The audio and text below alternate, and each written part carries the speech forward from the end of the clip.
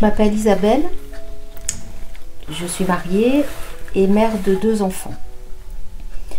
Et quand j'ai lu l'histoire d'une âme, la vie de Sainte Thérèse, qu'elle a écrite à la demande de ses supérieurs, ma vie a changé. J'ai été bouleversée par ce livre, par son témoignage. Sainte Thérèse, en fait, elle voudrait aimer son Dieu de tout son cœur et faire tout pour lui, donner son sang. Elle dit qu'elle voudrait être apôtre, martyr. Mais son problème, c'est qu'elle est dans un petit Carmel et en fait, jamais elle ne pourra assouvir ses désirs. Du moins, au début, c'est ce qu'elle pense. Et alors donc, cette petite Thérèse, elle va chercher en fait le moyen de plaire à Jésus, de faire tout pour son Dieu, mais en étant dans son Carmel. Et elle va découvrir que en offrant par amour des petites choses de la vie quotidienne, c'est comme ça qu'elle va être en communion avec les saints et qu'elle va participer au salut du monde. Et pour moi, ça a été vraiment la révélation et le fait ce qui a changé ma façon de prier, de croire en Dieu et surtout de vivre ma foi au quotidien. Donc Sainte Thérèse, elle va chercher sa vocation dans les Écritures, elle va chercher le moyen d'aimer son Dieu au mieux. Et alors, je vais lire ce qu'elle dit parce que c'est quand même elle qui le dit le mieux. Je compris que si l'Église avait un corps composé de différents membres, le plus nécessaire, le plus noble de tous, ne lui manquait pas. Je compris que l'Église avait un cœur et que ce cœur était brûlant d'amour. Je compris que l'amour seul faisait agir les membres de l'Église, que si l'amour venait à s'éteindre, les apôtres n'annonceraient plus l'Évangile, les martyrs refuseraient de verser leur sang.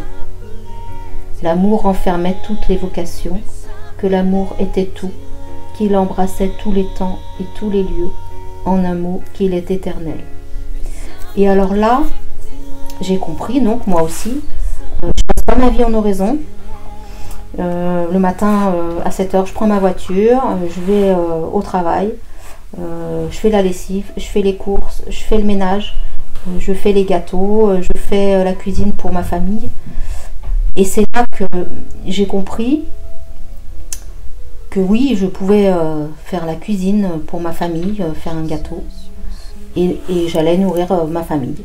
Mais je pouvais aussi faire un gâteau vraiment en y mettant tout l'amour de mon cœur et offrir ça à Jésus, et que avec ça et comme ça, avec tous les petits actes, étendre ma lessive, passer l'aspirateur, enfin toutes les choses qu'une maman fait, en fait, je pouvais participer à la rémission des péchés, à la rédemption, et que notre Dieu, il nous donnait la possibilité de participer au salut du monde, à la conversion des pécheurs et à notre propre conversion, parce que jusqu'à ce qu'on meure, je pense qu'on va devoir se convertir. Et pour moi, ça a été vraiment un tournant dans ma foi. Alors, ce par amour, dans le langage populaire, on le connaît. C'est souvent, quand on fait quelque chose, bon, en général un gâteau, on dit un gâteau ou un repas, ou on dit fait avec amour. Et en fait, voilà, je pense que ça, c'est tout le secret de la petite voix de Sainte Thérèse. Après,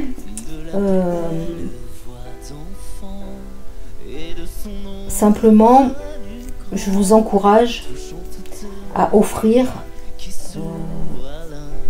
par les mains de Sainte Thérèse ou pas d'ailleurs, toutes les souffrances qu'on peut vivre dans une vie.